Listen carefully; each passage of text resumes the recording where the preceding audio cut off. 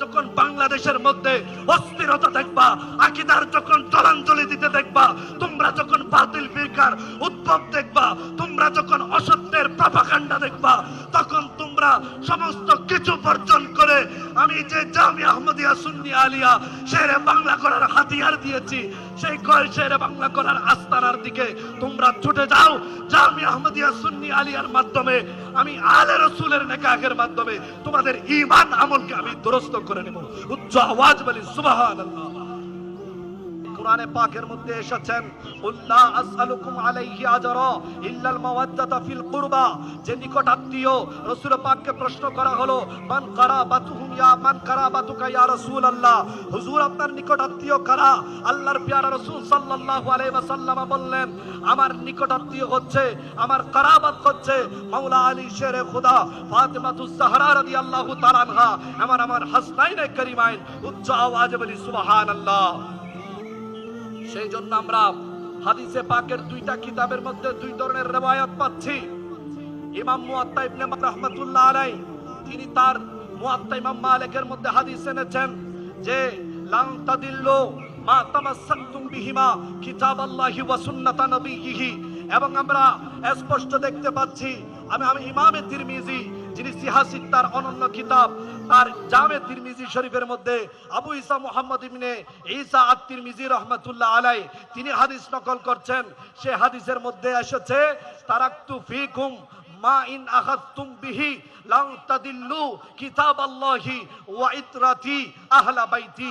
এভাবে দুই জায়গার মধ্যে আমরা দুই ধরনের রিওয়ায়াত দেখতে পাচ্ছি। সেই ধরনের এখন কিতাবুল্লাহ এবং সুন্নাতে নবী, নবীর সুন্নতকে যদি যারা আঁকড়ে ধারণ করবে, তাদেরকে কখনো কেউ গুমরা করতে পারবে না, তাদেরকে কখনো কেউ মিসগাইড করতে পারবে না, তাদেরকে কখনো কেউ পথভ্রষ্ট করতে পারবে না। আর হাদিসে পাকের মুয়াত্তা ইমাম মালিকের এই আপনার রিওয়ায়াতকে তায়িদ করছেন আপনার ইমামে আবু ঈসা মুহাম্মদ ইবনে ঈসা আত-তিরমিজি। তার হাদিস শরীফের মধ্যে তিনি বর্ণনা করছেন যে মা ইন আখাযতুম বিহি কিতাবাল্লাহি ওয়া ইতরাতি, যে আমার পরিবার সুন্নতের নবীর জায়গায়, নবীর সুন্নতের জায়গায় আপনার তিনি নবীর আহলে বাইতের মাকামকে আপনার তিনি দিয়েছেন, নবীর আহলে বাইতকে তিনি স্থলাভিষিক্ত করেছেন। এর দ্বারা আপনার তিনি জগৎবাসীকে বুঝিয়ে দিয়েছেন, বান্দা কিয়ামত পর্যন্ত আমি নবীর জৈনুল আবেদিন রাদিয়াল্লাহু তাআলা আনহুর মাধ্যমে আমার দ্বীন ইসলাম সুন্নতে নবী, আমি নবীর সুন্নতকে তোমরা আঁকড়ে ধরলে তোমরা গুমরাহ হবে না। ইয়া রাসূলুল্লাহ, আপনার সুন্নত কি রকম?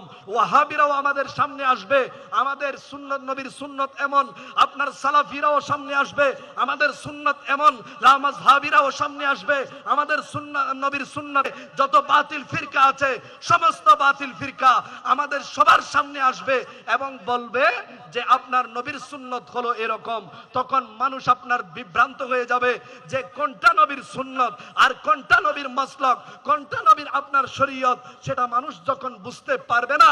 ইমামে তিরমিজি এই হাদিসের মাধ্যমে জগৎবাসীকে এলান করছে যে তোমরা যখন বিভ্রান্ত হয়ে যাবা কোনটা হক এবং কোনটা না হক, কোনটা আপনার সত্য এবং কোনটা মিথ্যা, কোনটা হক এবং কোনটা বাতিল, যখন তোমরা বুঝে উঠতে পারবে না, তখন তোমরা দেখো আমি নবীর আহলে বাইত, আমি নবীর বংশধররা কোন দিকে আছে, সেদিকেই তোমরা ঝুঁকে পড়ো। উচ্চ আওয়াজ বলি সুবহানাল্লাহ।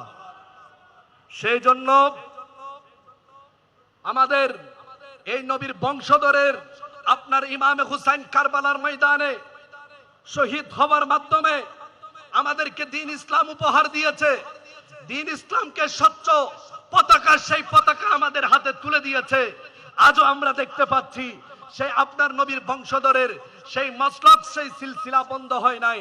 আমার নবীর বংশধররা আজও পর্যন্ত দ্বীন ইমামে হুসাইন যে আপনার কারবালার ময়দানে ইসলামের পতাকাকে কলুষ মুক্ত করার জন্য তিনি যেভাবে আপ্রাণ জিহাদ করেছেন, জীবনের শেষ রক্তবিন্দু তিনি উৎসর্গ করেছেন, তারই সেই বংশধররা আজও অবধি আমাদের মাঝে আপনার পাকিস্তানের শ্রীকুট শরীফ থেকে এসে শাহিন শাহের শ্রীকুট জামিয়া আহমদিয়া সুন্নিয়া প্রতিষ্ঠা করার মাধ্যমে তিনি আপনার কিয়ামত পর্যন্ত আপনার বাংলার দিশাহারা মুসলমানকে দিশার একটা ব্যবস্থা করে দিয়েছেন যে হে বাংলার মানুষ,